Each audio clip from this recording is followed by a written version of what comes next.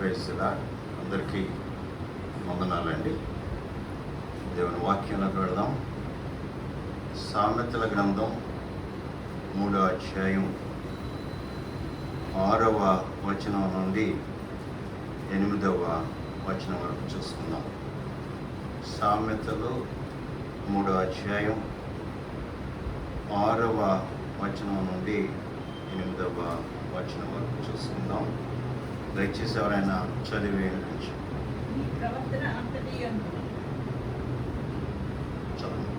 ఆయన అధికారమును ఒప్పుకొని అప్పుడు ఆయన మీ ప్రభువును సరళము చేయి. నేను జ్ఞానిని కదా అని నీవు అనుకొనవద్దు. యెహోవా యందు భయభక్తులు కలిగి చెడుతనము విడిచిపెట్టు. అప్పుడు నీ దేహమునకు ఆరోగ్యం, నీ ఎముకలకు సత్తువము కలుగు. ఇక్కడ జ్ఞాని అయిన సొలొమోను వ్రాస్తున్నటువంటి ఈ హెచ్చరికలు లేకపోతే ఈ సలహాలు అయి ఉంటూ ఉన్నాయి. అనేక మార్లు మనం చదివినటువంటి వాక్య భాగమే, కానీ దీని యందు ఉన్నటువంటి ఆత్మీయ విషయాలు, సత్యాలు మరి ఒకసారి మనం ధ్యానించుకుందాం. ఇక్కడ 6వ వచనంలోని ప్రవర్తన అంతటి యందు ఆయన అధికారమునకు ఒప్పుకొనుము. అధికారం మనకు తెలుసు, లేకపోతే మనం ఒక అధికారి కింద ఉద్యోగం చేసిన వారంగా ఉండి ఉన్నాం, లేకపోతే ఇంకా చేయవరంగా ఉండొచ్చు. ఆ యొక్క అధికారి మాట వినివారంగా, లోబడవరంగా ఉంటాం. మనకి ఇష్టమైన రీతిగా ఆ యొక్క ఆఫీస్లో కానీ లేకపోతే స్కూల్లో కానీ మనం చేయవరంగా ఉండం. ఎందుకంటే మనము సబార్డినేట్స్గా ఉంటూ ఉన్నాం, లేకపోతే అధికారి క్రింద పనిచేసే వారంగా ఉంటూ ఉన్నాం. కనుక వారికి లోబడి వారి యొక్క అధికారాన్ని ఒప్పుకొని ఒక రకంగా ఆయన అధికారానికి మనం అప్పగించుకోవడంగా ఉన్నాం. కనుక మనం మన సొంత నిర్ణయాలు తీసుకోము, లేకపోతే మన ఆలోచన ప్రకారం మనం ఏమి చేయాలి, మన సొంత ఆలోచన కానీ లేకపోతే మన సొంత ఇష్టాన్ని కానీ మనం చేయం. కానీ ఆ అధికారి యొక్క మాట వినవారంగా, లోబడి వారంగా, ఆ అధికారికి మనం అప్పగించుకున్న వారంగా ఉండడం అనేది మనం చేస్తూ ఉంటాం. ఇక్కడ మనం చూస్తే ఎవరికి మనం మన అధికారాన్ని అప్పగించుకోవాలని రాయబడి ఉంటుందంటే ఆయన అధికారం. ఆయన అంటే దేవుని యొక్క అధికారం, లేకపోతే యెహోవా దేవుని యొక్క అధికారానికి మనల్ని మనం అప్పగించుకోవాలి. దేవుడు సృష్టికర్త అయి ఉంటూ ఉన్నాడు, దేవుడు యజమానుడు అయి ఉంటూ ఉన్నాడు, దేవుడు అధికారి అయి ఉంటూ ఉన్నాడు, ఆయన సమస్తమై ఉంటూ ఉన్నాడు. కనుక ఇక్కడ వాక్యంలో దేవుని యొక్క అధికారానికి మనలను మనం అప్పగించుకోవడం నేర్చుకోవాలి. అనేక సార్లు మనకిష్టమైన రీతిగా మనం నడుచుకోవడానికి, బ్రతకడానికి, జీవించడానికి మనం ప్రయత్నం చేస్తూ ఉంటాం. దేవుని గురించిన ఆలోచన మనకు రావు. ఆదివారం ఆరాధనకు వచ్చినప్పుడు మాత్రమే దేవుని ఆరాధించే వారంగా, ఘనపరచే వారంగా ఉంటాం.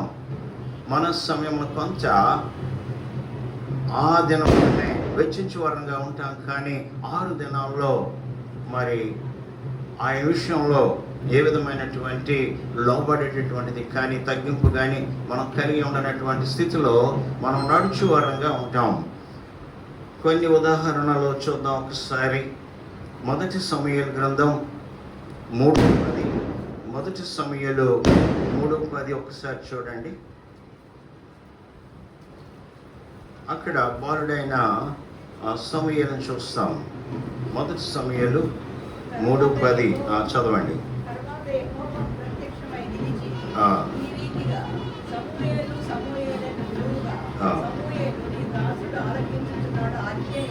ఇక్కడ మనం చూసినట్లయితే బాలుడిగా ఉంటూ ఉన్నాడు సమూయేలు. ఒక చక్కని మాట, లేకపోతే రెస్పాన్స్, లేకపోతే ఒక సమాధానాన్ని ఎవరైతే ఆయన పిలుస్తూ ఉన్నారో ఆయనకు చెప్పువాడుగా ఉంటూ ఉన్నాడు. మొదటిసారి స్వరం వినబడింది. ఆ స్వరం ఎవరిదో ఆ బాలుడు గ్రహించలేకపోయాడు. యాజకుడు ఆయన ఏలి యొద్దకు వెళ్ళాడు. అయ్యా, మీరు నన్ను పిలిచారు, నేను పిల్లదయ్యా, నువ్వు వెళ్ళి పడుకో. మరలా స్వరం వినబడింది. మరలా ఏలి యొద్దకు వెళ్ళాడు. అయ్యా, నువ్వు నన్ను పిలిచావు, నేను పిల్లలేదు, నువ్వు పడుకో. మరలా మూడవసారి స్వరం వినబడింది. మరలా వెళ్ళాడు.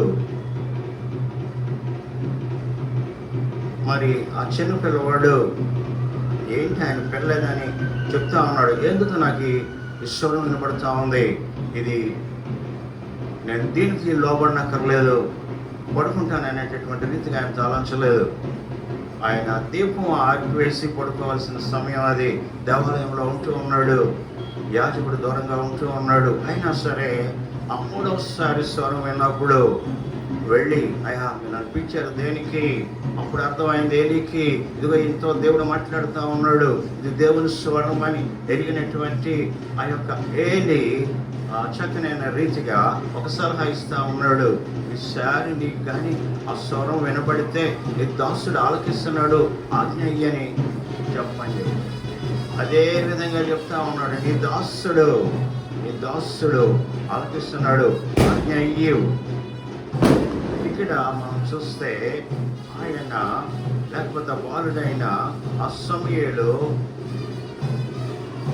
తగ్గింపు, దేనత్వం, లేకపోతే దేవునికి అప్పగించుకున్నటువంటి పరిస్థితి, దేవుని అధికారానికి అప్పగించిన పరిస్థితి ఇక్కడ మనం చూచువారంగా ఉంటూ ఉన్నాం. ఈసారి దావీదు విషయం మనం చూద్దాం. ఒకసారి 1 సమూయేలు గ్రంథం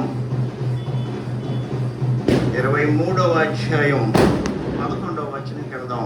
1 సమూయేలు 23:11.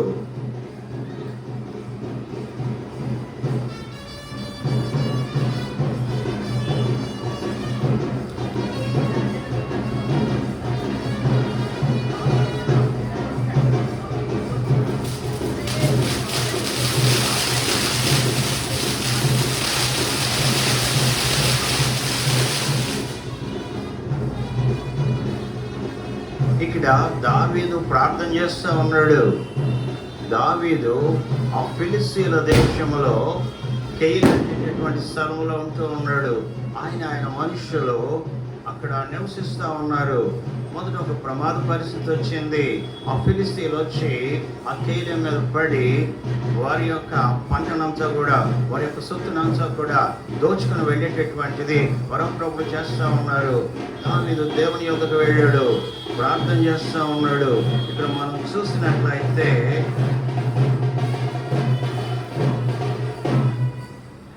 ప్రార్థన చేసి ఈ యొక్క ఫిలిస్తీన్ల మీద యుద్ధానికి వెళ్ళమంటావని అడిగినప్పుడు దేవుడు వెళ్ళమన్నాడు. వెళ్ళి వారు పోగొట్టుకున్నటువంటి సంపద అంతా కూడా వెనక్కి తెచ్చుకున్నటువంటిది మొదటి భాగం. రెండవ భాగం వచ్చేసరికి ఆయనకు ఒక విషయం తెలిసింది. సౌలు రాజు ఈ కేయిలాకు వస్తూ ఉన్నాడు. దావీదుని చంపేటటువంటి ఉద్దేశం, ఆలోచన, ప్రయత్నంలో ఉంటూ ఉన్నాడు. ఈ విషయం ఎరిగినటువంటి దావీదు దేవుని సన్నిధికి వెళ్ళి ప్రార్థన చేస్తూ ఉన్నాడు. దేవుణ్ణి అడుగుతూ ఉన్నాడు, నేను ఒక విషయం విన్నానయ్యా, దేవా ఇది కన్ఫర్మ్ చేయి, ఇది చెప్పు అనేటటువంటి రీతిగా దావీదు దేవుని యొద్దకు వెళ్ళి ప్రార్థన చేస్తున్నటువంటి విషయం ఇక్కడ మనం చూస్తాం. 11వ వచనంలో, నీ దాసుడనైన నాకు వినబడినట్లు సౌలు దిగివచ్చునా?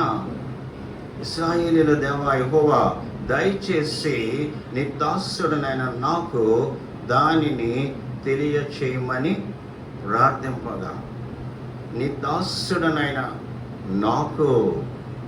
దావీదు ఎంతో యుద్ధశాలి.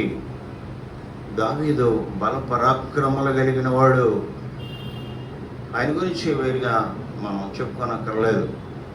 అయినా సరే దేవుని సన్నిధికి వెళ్ళి దాసుడను అనేటటువంటి రీతిగా ఆ తగ్గింపుతో కూడినటువంటిది ఇక్కడ ఆ ప్రార్థనలో ఆయన చేయడం మనం చూస్తాం. దేవుడు వెంటనే రెస్పాండ్ అయ్యాడు.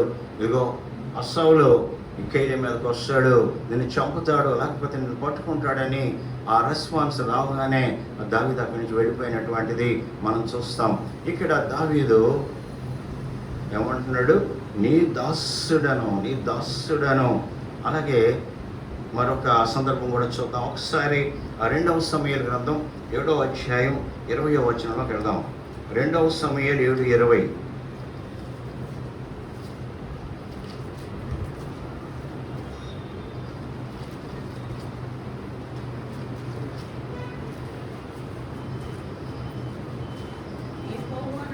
యెహోవా నా ప్రభువా, నీ దాసుడనైనా నన్ను నీవు ఎరిగి ఉన్నావు. ఇక్కడ ఎంతో తగ్గింపుతో దీన మనస్సుతో దావీదు ప్రార్థన చేస్తున్నాడు. దేవుని అట్లా ఆయనకున్న కృతజ్ఞతను బయలుపరుస్తూ ఉన్నాడు. ఇప్పుడు దావీదు సామాన్యుడు కాదు, ఒక సైనికుడు కాదు. దావీదు ఇప్పుడు రాజు. మొదట్లో అయితే సామాన్యుడిగా ఉన్నాడు, అప్పుడు దాసుడు అన్నటువంటి మాట మనం చూసాం. ఇప్పుడు దావీదు రాజు, దావీదు సామాన్యుడు కాదు. అప్పుడు ఉన్నటువంటి దీనత్వాన్ని దావీదు ఇప్పుడు కూడా కలిగి ఉంటూ ఉన్నాడు. అప్పుడు దాసుడు అన్నటువంటి అదే మాట ఇక్కడ కూడా ఆయన దాసుడని ప్రార్థన చేయడం మనం చూస్తాం. ఇంకా మరి ఇదే వాక్య భాగంలో పైన కూడా మరి 19వ వచనం చివరిలో కూడా ఉంది, చదవనక్కర్లేదు. ఇక్కడ సందర్భం ఏంటంటే దావీదు దేవుని కొరకు చక్కనైన మందిరం కట్టడానికి అన్నీ సిద్ధం చేశాడు. దాని గురించిన ప్లాన్స్, దాని గురించిన ఆలోచనలు, దాని కొరకు కావాల్సినటువంటివి వస్తువులు, అలాగే కట్టేటటువంటి వారిని అంతా సిద్ధం చేశాడు. కానీ దేవుడు అంగీకరించలేదు. నీ గర్భమున పుట్టబోయేటటువంటి నీ కుమారుడు ఆ మందిరం కట్టాలయా అని చెప్పాడు. దానికి దావీదు ఎంతో సంతోషించాడు. ఆ పైన ఆ సందర్భం ఉంటూ ఉంది. ఇక్కడ ఇది మనం చూసుకోవడానికి సమయం చాలదు. కృతజ్ఞతతో నిండిపోయిన హృదయంతో దావీదు అక్కడ మాట్లాడుతూ ఉన్నాడు. ఇక్కడ దావీదు ఈ యొక్క 20వ వచనంలో అంటూ ఉన్నాడు, యెహోవా నా ప్రభువా, నీ దాసుడనైనా నన్ను నీవు ఎరిగి ఉన్నావు. అక్కడ అదే సందర్భంలో మరి నీవు నన్ను హెచ్చించుటకు నేను ఎప్పాటి వాడిని అన్నటువంటి మాటలు కూడా మనం చూస్తాం. ఇక్కడి నుంచి ఈ యొక్క అధ్యాయం ఆ చివరి వరకు మనం చూస్తే దావీదు సుమారు 8 సార్లు నీ దాసుడను, నీ దాసుడను, నీ దాసుడనని అన్నటువంటిది మనం చూస్తాం. అంటే అంత ఉన్నతమైన స్థితి, రాజుగా ఉన్నటువంటి స్థితి, బహుగా ఆశీర్వదింపబడినటువంటి స్థితిలో ఉన్నటువంటి దావీదు తగ్గింపు, దీనత్వం, లేకపోతే ఒక రకంగా దేవుని యొక్క అధికారానికి ఒప్పుకున్నటువంటి స్థితి దావీదులో మనం చూస్తాం. ఎందుకు దావీదు నా ఇష్టానుసారుడైన మనుష్యుడు అని దేవుడు చెప్తా ఉన్నాడు అని అంటే, ప్రారంభంలో ఉన్నటువంటి దీనత్వం, ప్రారంభంలో ఉన్నటువంటి తగ్గింపు, సుమారుగా చివరి వరకు దాన్ని కొనసాగించిన వాడిగా, ఆ స్థితిలో ఆయన జీవించిన వాడిగా ఉండడం మనం చూస్తాం. ఈ దినాల్లో మనం చూస్తే ఒక దీన స్థితి నుంచి ఉన్నతమైన స్థితిలోకి ఎవరైనా ఒక వ్యక్తి, లేకపోతే ఒక విశ్వాసం, లేకపోతే ఒక క్రైస్తవుడు వెళ్ళినట్లయితే ఎంతగా హెచ్చించుకున్న వారుగా ఉంటారు, ఎంతగా గర్వించుకున్న వారుగా ఉంటారు, మరి దేవుని సన్నిధికి రాని వారుగా ఉంటారు, దేవుడు అక్కర్లేని వారుగా ఉంటారు. చాలా మందిని చూస్తాం. ఉన్నతమైన స్థితి, డాక్టర్స్, లేకపోతే ఇంజనీర్స్, లేకపోతే పెద్ద ఆఫీసర్స్, లేకపోతే ఐఏఎస్, ఐపీఎస్, ఆ స్థితికి వెళ్ళిన వారికి మందిరానికి రావడానికి నాకు సమయం ఉండదండి, చర్చికి రావడానికి నాకు సమయం ఉండదండి, నేను చాలా బిజీగా ఉంటాను. ఎంతమంది ఉన్నతమైన స్థితికి వచ్చేసరికి హెచ్చు మనసు, గర్వం, తగ్గింపు అనేది చాలా మందిలో చూడలేకపోతున్నాం. దావీదు ఒక ఉదాహరణ, మనకు ఒక మాదిరి. ఆ శ్రీకాకుళంలో ఒక ఆర్సిఎం చర్చ్ ఉంటుంది. ఒక క్రిస్టియన్, ఆర్సిఎం క్రిస్టియన్ అక్కడ జాయింట్ కలెక్టర్గా వచ్చారు శ్రీకాకుళానికి. ఆయన మరి అక్కడ చర్చ్ 8 o'clock స్టార్ట్ అవుతుంది. కరెక్ట్గా 8 o'clock వచ్చి చర్చిలో కూర్చుంటారు. ఆ కూర్చొని చర్చికి ఎవరన్నా లేటుగా వస్తే వారిని అడుగుతూ ఉంటాడు, ప్రశ్న వేస్తూ ఉంటాడు, ఏమయ్యా దేవుని వద్దకు రావడానికి నీకు సమయం లేదా, ఇంత ఆలస్యంగా వస్తావా? ఆయన ఒక మాదిరి చూపిస్తూ అక్కడికి వచ్చేవారు ఎవరైనా లేటుగా వస్తే ఆయన ఊరుకునేవాడు కాదు.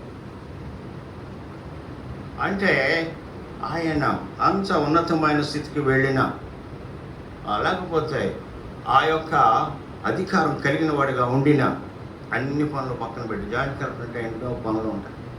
8 o'clock తప్పనిసరిగా ఆయన చర్చికి వచ్చేవారు. ఎందుకు చెప్తున్నానంటే, మరి ఈ దినాల్లో దేవుడు క్రైస్తవులను బహుగా ఆశీర్వదించాడు. దేవుడు క్రైస్తవులను ఉన్నతమైన స్థితికి తీసుకుని వెళ్ళారు. దేని కొరకు? వారు దేవుని ఇంకా ఎక్కువైన రీతిగా మహిమపరచాలా, వారి ద్వారా ఇంకా అనేక మంది ఆశీర్వాదాలు పొందుకోవాలనేటటువంటి దేవుని యొక్క ఆలోచన ఉద్దేశమై ఉంటే ఈ దినాల్లో అటువంటిది కనబడడం లేదు. సరే, ఇక్కడ మనం చూసినట్లయితే దావీదు బహు దీనమైన స్థితి నుంచి వచ్చిన వాడు, ఒక గొర్రెల కాపరిగా ఉంటూ ఉన్నాడు, కడసారి వాడిగా ఉంటూ ఉన్నాడు. అంత ఎక్కువైనటువంటి చదువు లేకపోతే లోక సంబంధమైనటువంటి జ్ఞానం కలిగిన వాడిగా ఉండి ఉండలేదు. అయినప్పటికీ దేవుని భయంలో జీవించడం ద్వారా, దేవుడు ఆయనకు తోడుగా ఉన్నటువంటి పరిస్థితుల ద్వారా, దేవునికి ఆయన ఇష్టడిగా ఉండుటను బట్టి దేవుడు బహుగా హెచ్చించాడు, ఎన్నడూ గర్వించలేదు. ఇక్కడ మనం చూసినట్లయితే 2 సమూయేలు 7వ అధ్యాయం మనం చూసుకుంటూ ఉన్నాం. ఇక్కడ నీ దాసుడు 29వ వచనం, దయచేసి నీ దాసుడనైనా నా కుటుంబం నిత్యము నీ సన్నిధిని ఉండునట్లుగా దానిని ఆశీర్వదించు. దేవుని ఆశీర్వాదాలు కావాలని అడుగుతున్నాడు. బహుగా ఆశీర్వదింపబడిన, ఉన్నతమైన స్థానానికి వెళ్ళినా సరే దేవుని ఆశీర్వాదం అవసరమని ఆయన గ్రహించుకున్నాడు. దేవుడు ఒక్కసారి ఆయన కాపుదల తీసివేస్తే, ఒక్కసారి ఆశీర్వాదాన్ని తీసివేస్తే మనం ఏమవుతాం, ఎక్కడుంటాం? ఎంతోమందిని మనం చూస్తూ ఉన్నాం. దేవుడు కొంతమందిని ప్రక్కన పెట్టేసినటువంటి వారిని చూస్తూ ఉన్నాం. మనకు తెలుసు, రాజైన సౌలుని దేవుడు ప్రక్కన పెట్టేశాడు. నువ్వు అక్కర్లేదా, నువ్వు అభిషేకం పొందుకుంటే పొందుకోవచ్చు, ఓకే. నువ్వు కొత్త మనసు పొందుకున్న వాడుగా ఉంటే ఉండొచ్చు, ఓకే. నువ్వు ప్రవచించిన వాడుగా ఉంటే ఉండొచ్చు, ఓకే. నా మాట వినలేదు, నువ్వు తప్పిపోయావయ్యా. మాట వినడమే నాకు కావాల్సింది, నాకు శ్రేష్టమైనది, నీ బలులు కాదయ్యా అని దేవుడు రాజైన సౌలును ప్రక్కన పెట్టినటువంటి సందర్భం మనకు తెలుసు. ఇక్కడ మనం ఈ ఇద్దరు విషయం చూసాం. బాలుడైన సమూయేలు గురించి చూసాం, దావీదు గురించి చూసాం. వారు బహుదీనులుగా ఉండి, హెచ్చు మనస్సు లేకుండా తగ్గింపు కలిగిన వారుగా, లేకపోతే ఒక విధంగా సమర్పించుకున్న వారుగా, లేకపోతే దేవుని యొక్క అధికారమునకు తమను తాము అప్పగించుకున్న వారుగా ఉండినటువంటిది ఇక్కడ మనం చూస్తూ ఉన్నాం. 3వ ఉదాహరణలోనికి వెళదాం. ఇప్పుడు రాజుల గ్రంథం, మొదటి రాజుల గ్రంథం 8వ అధ్యాయం 27, 28 వచనాలు చదవండి.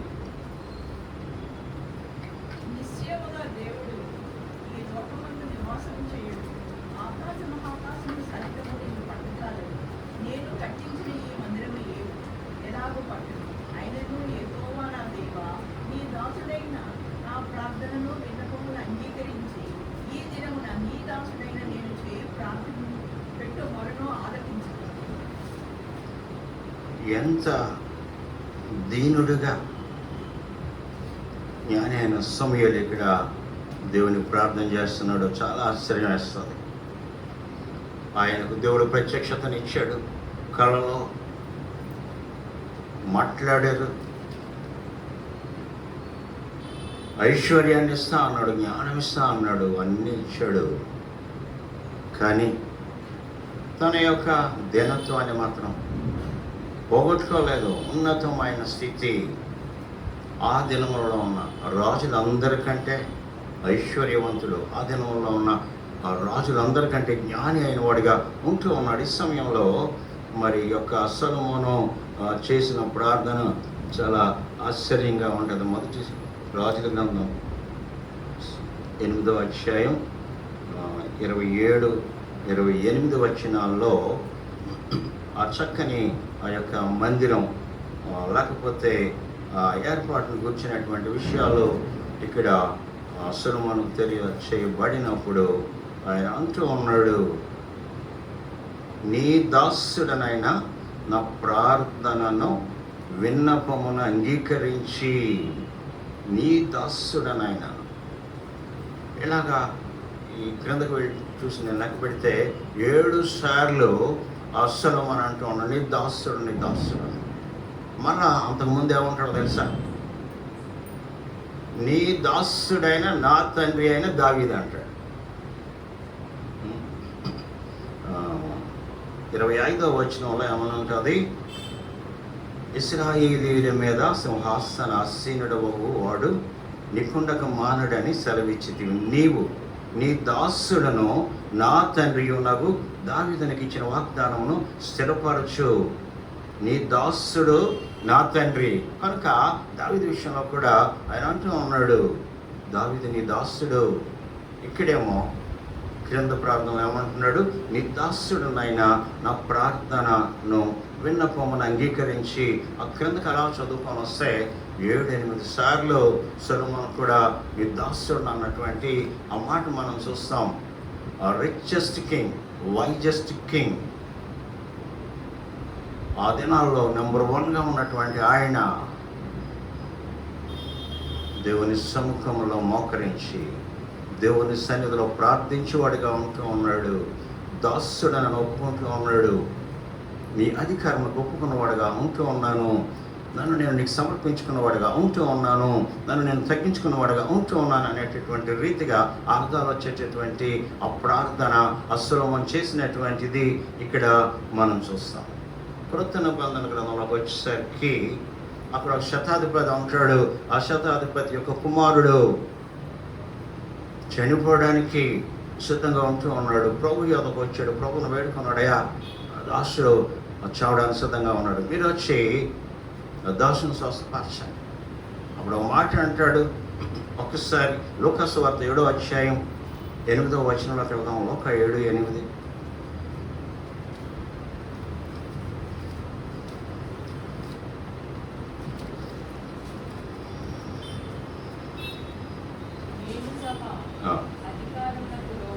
నేను సహా అధికారమునకు లోబడిన వాడును. చాలండి.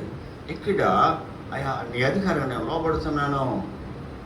నా క్రింద 100 మంది సైనికులు ఉంటూ ఉన్నారు. ఆయన శతాధిపతి కనుక ఆయన క్రింద 100 మంది సైనికులు ఉంటూ ఉన్నారు. ఒక ఉన్నతమైన హోదా, ఒక డిఎస్పి క్యాడర్ అని మనం చెప్పుకోవచ్చు. అయినా సరే తన దాసుని యొక్క స్వస్థత కొరకు ప్రభు ఎక్కడున్నాడో వెతుక్కుంటూ వెళ్ళి అక్కడ ఆయన్ని బ్రతిమలాడినట్ల లేకపోతే అడిగినట్టుగా మనం చూస్తాం. ఇక్కడ మనం చూస్తే అంత ఉన్నతమైన స్థితిలో ఉన్న ఆ వ్యక్తి, నేను సహా నీ అధికారానికి నేను లోపడుతూ ఉన్నాను, ఒప్పుకుంటూ ఉన్నానయ్యా. ప్రభు యొక్క అధికారానికి ఒప్పుకున్నవాడిగా ఉంటూ ఉన్నాడు, దేవుని యొక్క అధికారానికి ఒప్పుకున్నవాడిగా ఉంటూ ఉన్నాడు. క్రీస్తు ప్రభు యొద్దకు వచ్చేసరికి ప్రభు గెత్సెమనే చోటలో ప్రార్థన చేస్తూ ఉన్నాడు. ఇక మరుసటి దినమున ఆయన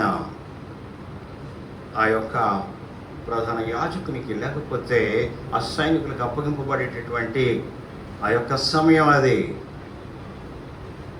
ఆఖరి ప్రార్థన, కన్నీటి ప్రార్థన, లేకపోతే బాధ వేదనతో కూడినటువంటి ప్రార్థన. ఈ విషయం శిష్యులకి ఏం అర్థం కావడం లేదు. యోహాను ఉన్నాడు, యాకోబు ఉన్నాడు,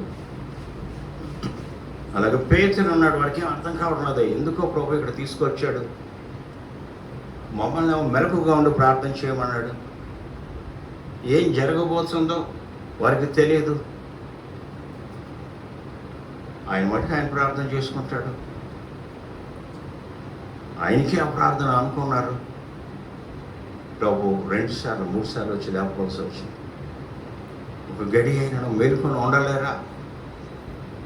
సరే, అక్కడ ప్రభువు చేసిన ప్రార్థనలో ముఖ్యమైన మాటలు ఏంటంటే ఏముంటుందండి? సాధ్యమైతే గిన్నె నా యొద్ద నుంచి తొలగించి, ఆయనను నా చిత్తం కాదయా, మీ చిత్తమే, మీ చిత్తమే. ఆ క్రీస్తు ప్రభు కూడా ఆయనకు కలగబోయేటటువంటి శ్రమలు, బాధ, వేదన ఆయన ఎరిగి ఆయన అంటూ ఉన్నాడు, సాధ్యమైతే గిన్నె నా యొద్ద నుంచి తొలగించి, ఆయనను నా చిత్తం కాదు, నీ చిత్తమే, నీ చిత్తమే. అక్కడ ఆ క్రీస్తు ప్రభు తండ్రి చిత్తానికి అప్పగించుకుంటూ ఉన్నాడు. క్రీస్తు ప్రభు ఆ దేవుని యొక్క అధికారానికి అప్పగించుకున్నవాడిగా ఉండడం మనం చూస్తూ ఉన్నాం. ఒకసారి లోక 22:42 చూద్దాం. అదే మాట అక్కడ వ్రాయబడి ఉంటూ ఉంది. తండ్రి, ఈ గిన్నె నా యొద్ద నుండి తొలగించుటకు నీ చిత్తమైతే తొలగించు. అయినను నా ఇష్టము కాదు, నా ఇష్టం కాదయ్యా, నీ చిత్తమే నీ చిత్తమే, నీ ఇష్టమే, నీ అధికారమే. నువ్వేం చేయమంటే అది చేస్తాను. నేను సొంతంగా చేయడానికి లోకానికి రాలేదు. నా తండ్రి చిత్తం నెరవేర్చడానికి ఈ లోకానికి వచ్చాను. ఆయన నాకేం చూపిస్తున్నారు అదే నేను చేస్తున్నాను. ఆయన నాతో ఏం మాట్లాడుతున్నారో ఆ మాటలే నేను మీకు చెప్తున్నాను. ఆయన నాకేం బోధిస్తున్నారో ఆ బోధలే మీకు బోధించేవాడిగా ఉంటూ ఉన్నాను. నా అంతటి నేను ఏమీ చేసుకోవడం లేదు.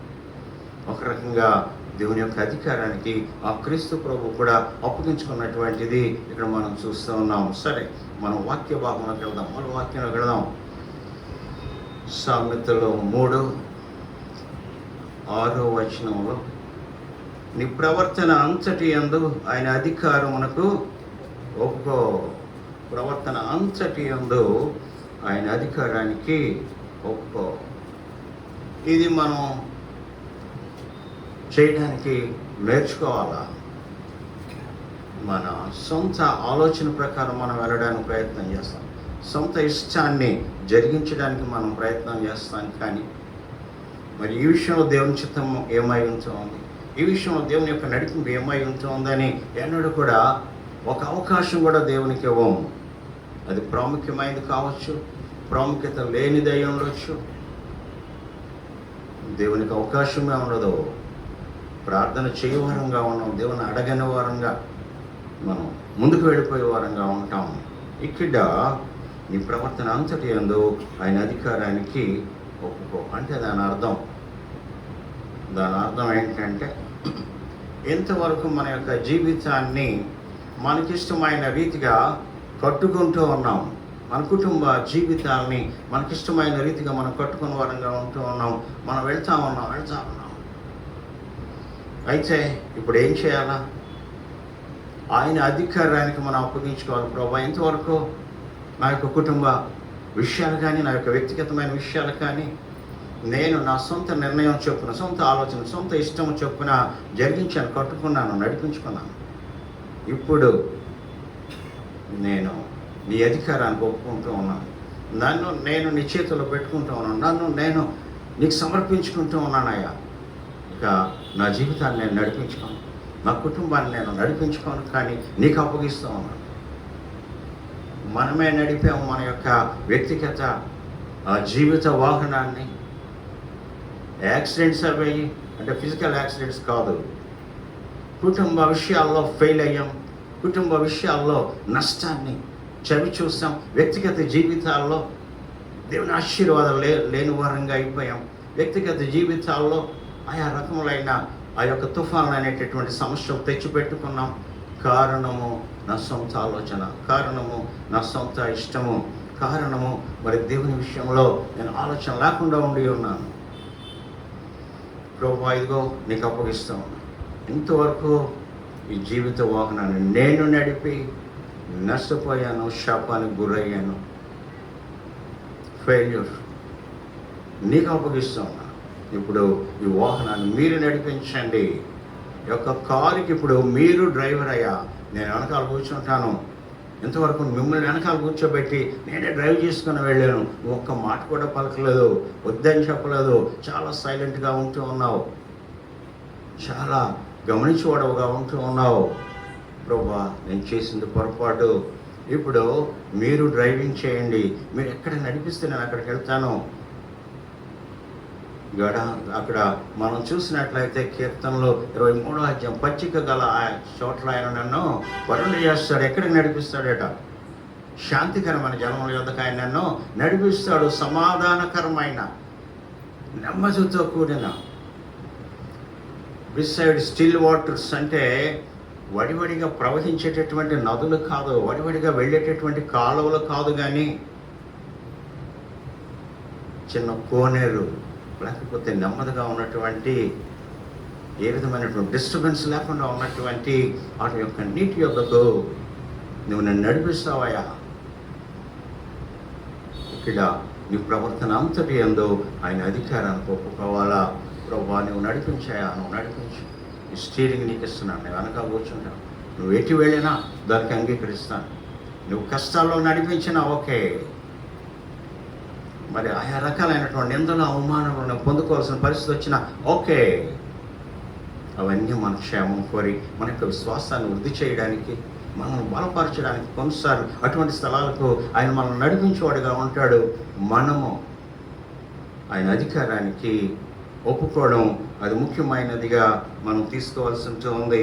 ఆ తర్వాత ఆ క్రిందకు వెళదాం. కింద వాక్య భాగం చదవండి. అప్పుడు ఏముంది అక్కడ? అప్పుడు ఆయన నీ త్రోవలను సరళం చేస్తాడు. మరి ఎంతమంది వ్యక్తిగత జీవితాల్లో, కుటుంబ జీవితాల్లో నెమ్మది లేదు, సమాధానం లేదు.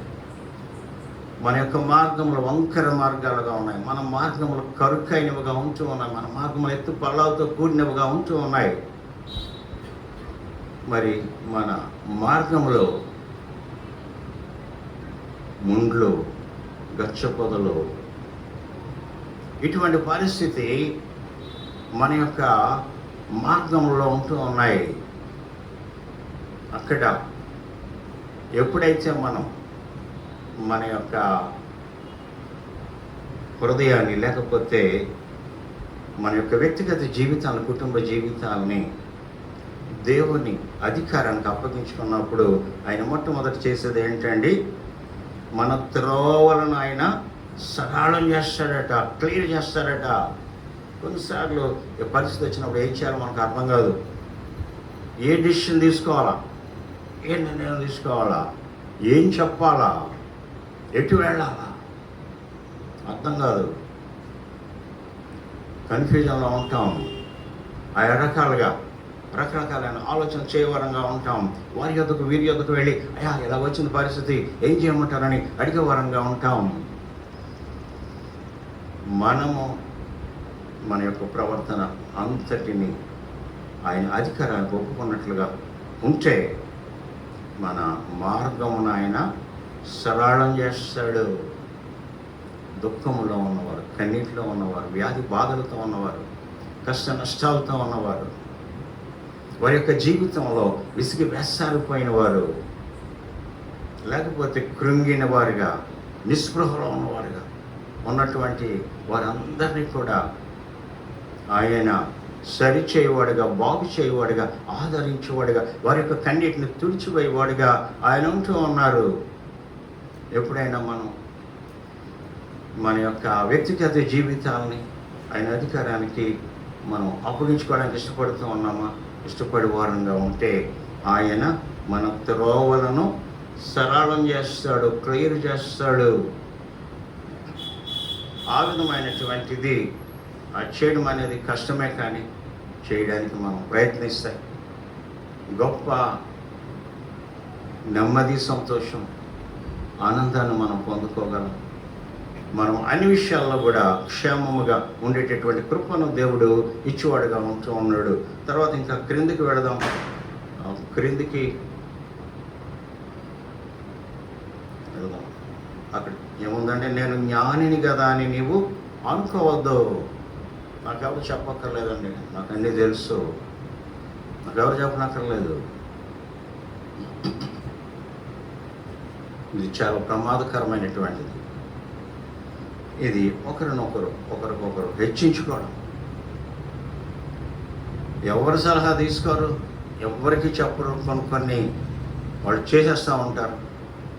అక్కడ నష్టం వచ్చినప్పుడు, అక్కడ ప్రమాదం ఏర్పడినప్పుడు, అక్కడ ఇబ్బంది వచ్చినప్పుడు, అప్పుడు పాస్టర్ గారి యొద్దకో, లేకపోతే పెద్దల యొద్దకో, తల్లిదండ్రుల యొద్దకో వెళ్ళి నాకు ఇలా జరిగింది,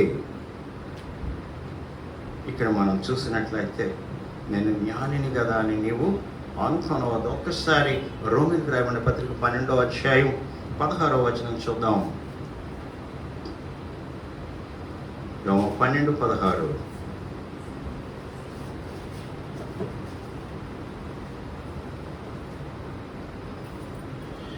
చదవండి. ఏడ్చువారితో ఏడుగుడి, ఒకనితో ఒకడు మనస్సు కలిగి ఉండి, హెచ్చువాటి యందు మనస్సు ఉంచక, తక్కువాటి యందు ఆసక్తులై ఉండి.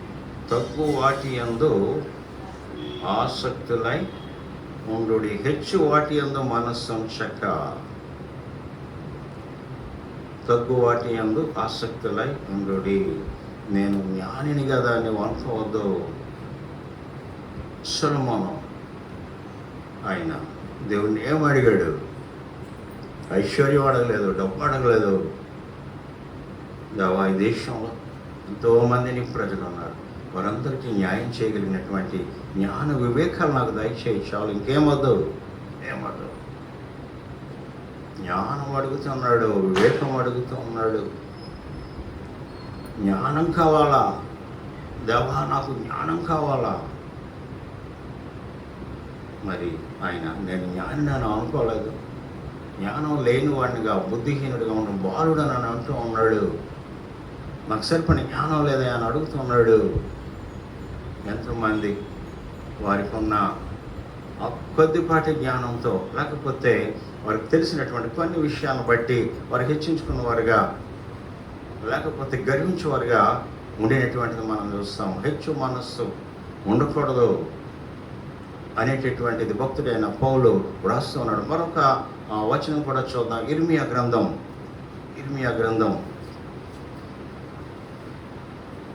9వ అధ్యాయం 23వ వచనం. ఇర్మియా 9:23.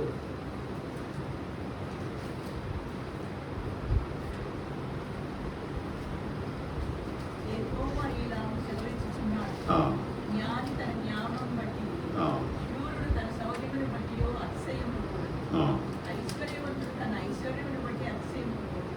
అతిశయించువాడు దేనిని బట్టి అతిశయముపడనగా, భూమి మీద కృప చూపుచు నీతి న్యాయమును జరిగించుచున్న యెహోవా నేనే అని గ్రహించి నన్ను పరిశీలనగా తెలుసుకోవడం బట్టి అతిశయముపడెను. చూడండి, ఇక్కడ మనం చూసినట్లయితే జ్ఞాని తన జ్ఞానమును బట్టి, శూరుడు తన శౌర్యమును బట్టి అతిశయించకూడదు. నేను జ్ఞానిని కదా నువ్వు అనుకోవద్దు. వాడికేం తెలుసు, వీడికేం తెలుసు, నాకంటే బాగా తెలుసు, నాకంటే పెద్ద చదువుకున్నాడా, నాకంటే గొప్ప అనుభవం కలిగిన వాడా, ఎంతగా కొన్నిసార్లు సొంత ఆలోచన బట్టి మనం చేయడానికి ముందుకు వెళతాం. ఇక్కడ దేవుని వాక్యం ఏం చెబుతుంది? జ్ఞాని తన జ్ఞానమును బట్టి అతిశయించకూడదు అంటే దాని అర్థం తగ్గింపు, దీనత్వం. లేకపోతే దేవుని సన్నిధికి వెళ్ళి, ప్రభువా ఏం చేయాలో నాకు బయలుపరచు, తెలియపరచు, నాకు జ్ఞానం లేదయ్యా, జ్ఞానం లేదు. అక్కడ దావీదు చేసిన ప్రార్థన, సొలొమోను చేసిన ప్రార్థన, బాలుడైన సమూయేలు చేసిన ప్రార్థన, లేకపోతే ఆ యొక్క శతాధిపతి ప్రభు యొద్దకు వెళ్ళి అడిగినటువంటిది మనం చూస్తాం. ఇక్కడ వారికి జ్ఞానంలా కాదు, వారికి తెలియదు కాదు, కానీ దేవుడు చక్కనైన రీతిగా సలహా ఇచ్చేవాడుగా, తెలియపరచేవాడుగా, బయలుపరచేవాడుగా ఉంటాడు కనుక వారు దేవుని ఆశ్రయించడం నేర్చుకున్నారు. మనం దేవుని ఆశ్రయించడం నేర్చుకోలేదు.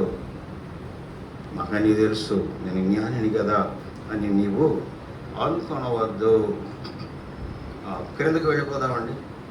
తర్వాత ఇంకేమన్నా ఉంది?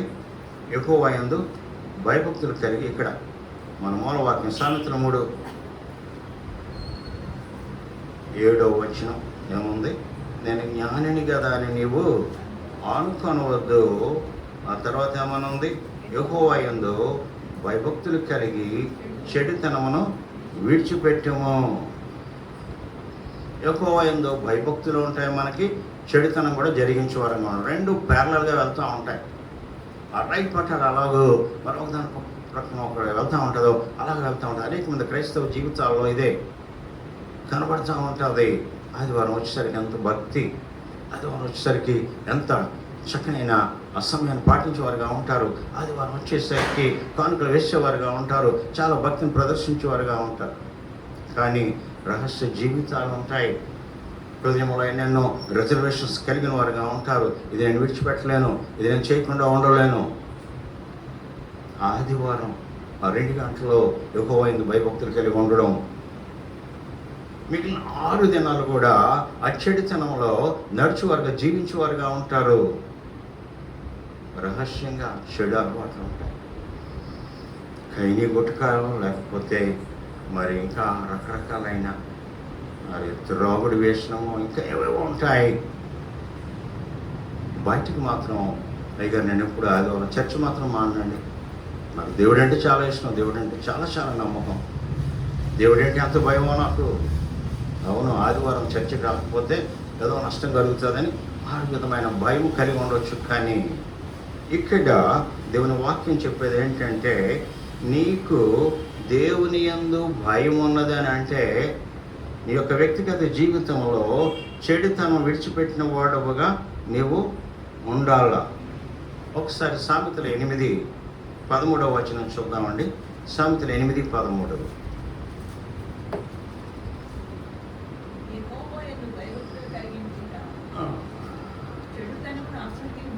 యెహోవా యందు భయభక్తులు కలిగి ఉండడం అంటే ఏంటట? చెడుతనమును అసహించుకోవడమే. ఎంత తేటగా భక్తుడు రాస్తా ఉన్నాడు. భక్తి ఉందని చెప్పడం కాదు, యెహోవా యందు భయభక్తులు కలిగి ఉన్నానని చెప్పడం కాదు. కానీ ఆ యొక్క చెడుతనమును అసహించుకున్నటువంటి స్థితి, లేకపోతే పాపమును అసహించుకున్న స్థితి, అది కూడా ఒక వ్యక్తి కలిగి ఉండాల. చెడుతనాన్ని అసహించుకున్నప్పుడు, పాపమును విడిచిపెట్టినప్పుడు ఆ వ్యక్తే యెహోవా యందు భయభక్తులు కలిగిన వాడు. అందరూ యెహోవా యందు భయభక్తులు కలిగిన వారు కాదు. దేవుడు ఒక సాక్ష్యం ఇస్తూ ఉన్నాడు. దేవుడు ఒక సవాలు ఆ యొక్క అపవాదం ముందు విసురుతూ ఉన్నాడు. ఏమంటున్నాడో తెలుసా? యోబు గ్రంథం 1వ అధ్యాయం, యోబు గ్రంథం 1వ అధ్యాయం 8వ వచనం చూద్దాం.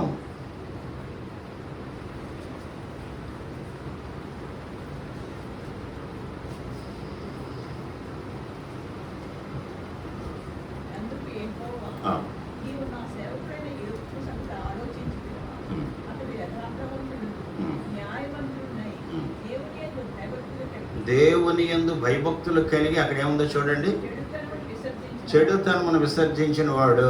అది దేవుడు ఎందుకు యోబు విషయంలో సవాల్ చేస్తున్నాడు.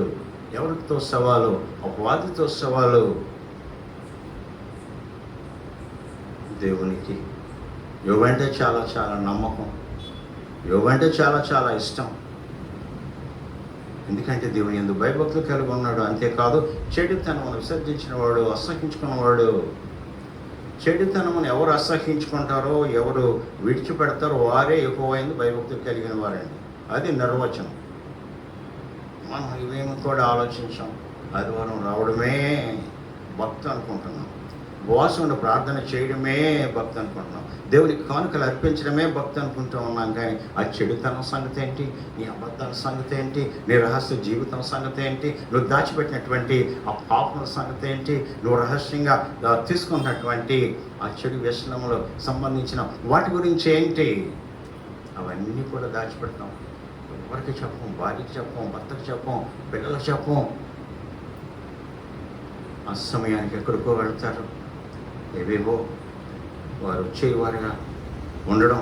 కొంతమందిలో మనము గమనించే వారంగా ఉంటాం. ఇక్కడ యోబు విషయంలో దేవుడు సాక్ష్యం ఇస్తూ ఉన్నాడు. మన విషయంలో దేవుడు ఏం చెప్తాడు?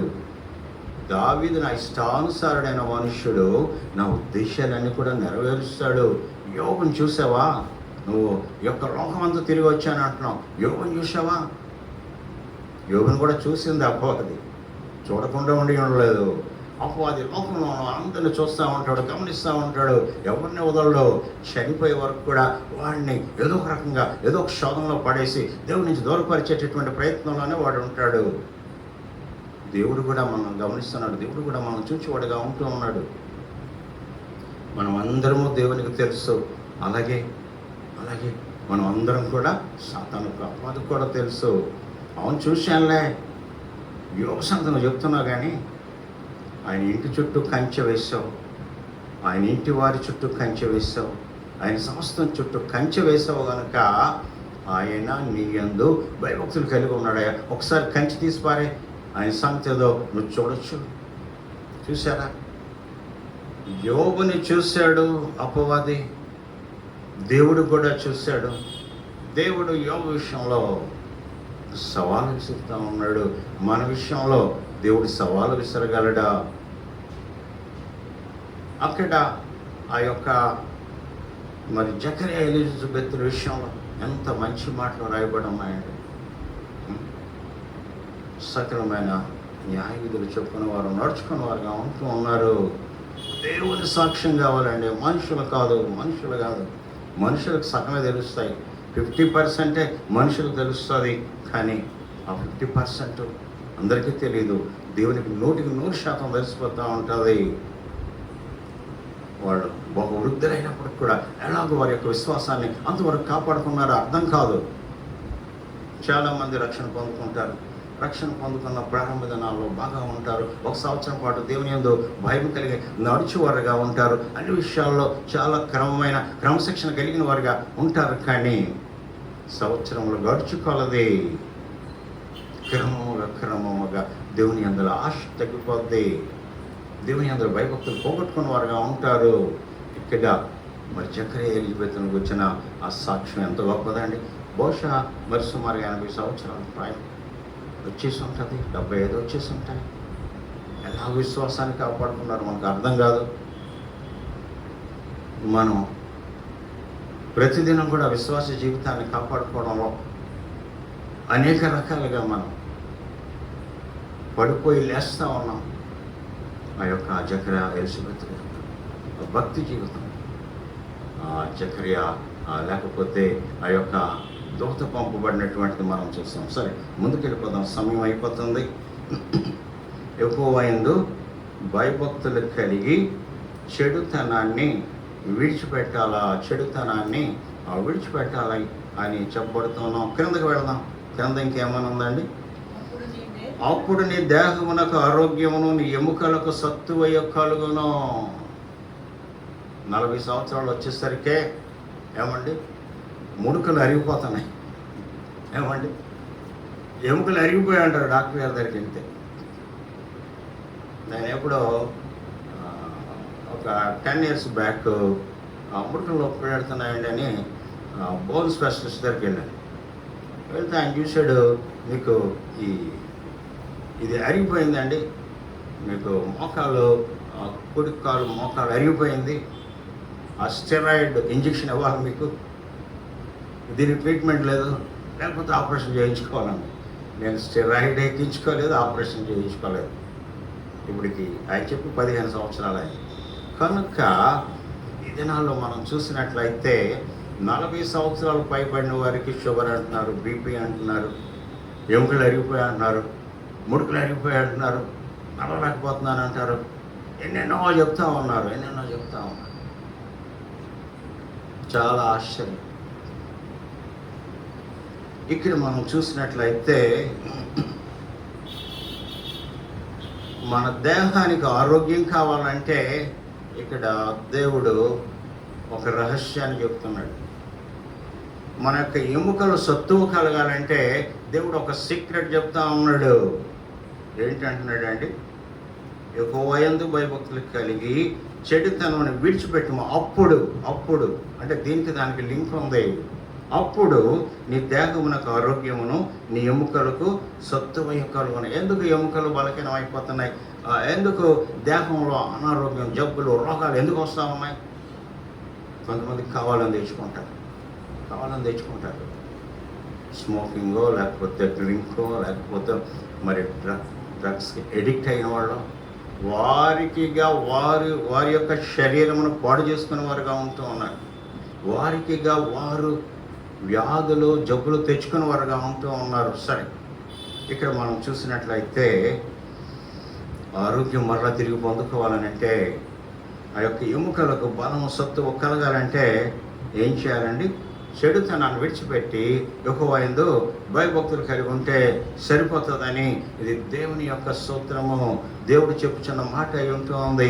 ఈ మాటలు మనం నమ్మగలిగితే, ఈ వాక్యానుసారంగా మనం మన జీవితాన్ని పట్టుకోగలిగితే ఈ రెండు మనకు వస్తాయి. శరీరానికి ఆరోగ్యం, ఎముకలకు సత్తువ కలుగుతుంది. ఆఖరికి ఒక వచనం చూపించి నేను ముగిస్తాను. మలాకి గ్రంథం 4:2. మలాకి గ్రంథం 4:2 చదవండి.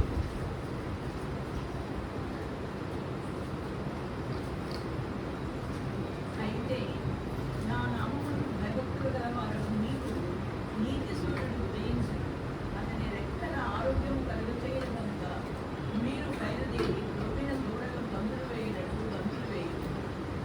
చూసారా, పాత నిబంధన గ్రంథం చివరి పుస్తకం చివరికి వచ్చేసాం. అక్కడ మనం చూస్తే ఆ యొక్క భక్తుడు లేకపోతే ప్రవక్త అయిన మలాకి చెప్తున్నాడు రహస్యం ఏంటో. మనం ఆరోగ్యంగా ఉండాలని అంటే, మనకు దేవుని కాపుదల కలిగి ఉండాలంటే ఏం చేయాలి? అక్కడ ఆయన రాస్తూ ఉన్నాడు, నా నామమందు భయభక్తులు గలవారు అప్పుడు మీకు, ఆయన యందు భయభక్తులు కలిగిన వారికట దేవుని యొక్క రెక్కల ఆరోగ్యం, దేవుని యొక్క రెక్కల ఆరోగ్యాన్ని కలుగు చేస్తాయి. ఎక్కడ ఉంది ఆరోగ్యం? ఎక్కడ ఉంది ఆరోగ్యం? టీవీలో ఎన్నో అడ్వర్టైజ్మెంట్స్ వస్తూ ఉంటాయి. మీరు ఆరోగ్యంగా ఉండాలంటే, లేకపోతే మీరు బలంగా ఉండాలంటే, లేకపోతే ఆ యొక్క ఆహార నియమాలు పాటించేవారుగా ఉంటే అని ఎన్నెన్నో అడ్వర్టైజ్మెంట్స్ మనం టీవీలో చూస్తాం. అవి ఎంతవరకు కరెక్టో కాదో మనకు తెలియదు. కానీ ఇక్కడ దేవుని వాక్యం ఏం చెప్తుందండి?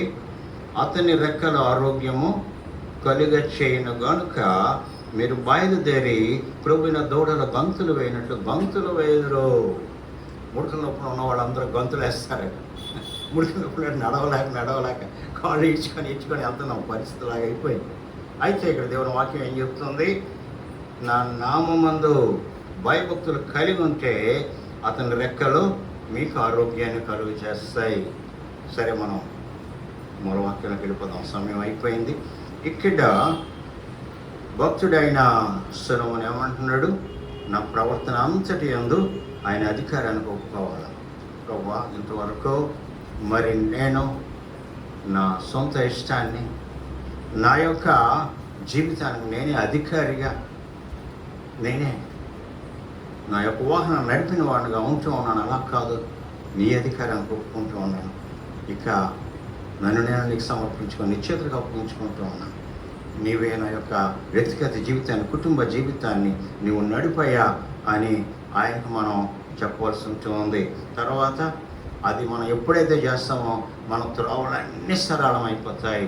అంతవరకు అనేక రకమైన ఆటంకాలు చూసాం, తొందరలు చూసాం, వ్యాధి బాధలు అనుభవించాం, నష్టాలు చూసాం. ఎప్పుడైతే మనము ఆయనకి అధికారానికి మనం అప్పగించుకున్న వారంగా ఉంటామో ఆయనే మన త్రోవలను క్లియర్ చేస్తాడు, సరళం చేస్తాడు. నేను జ్ఞానిని కదా అని అనుకోవద్దు. చాలాసార్లు పొరపాటు పడుతూ ఉంటాం, నాకు ఎవరు చెప్పనక్కర్లేదు.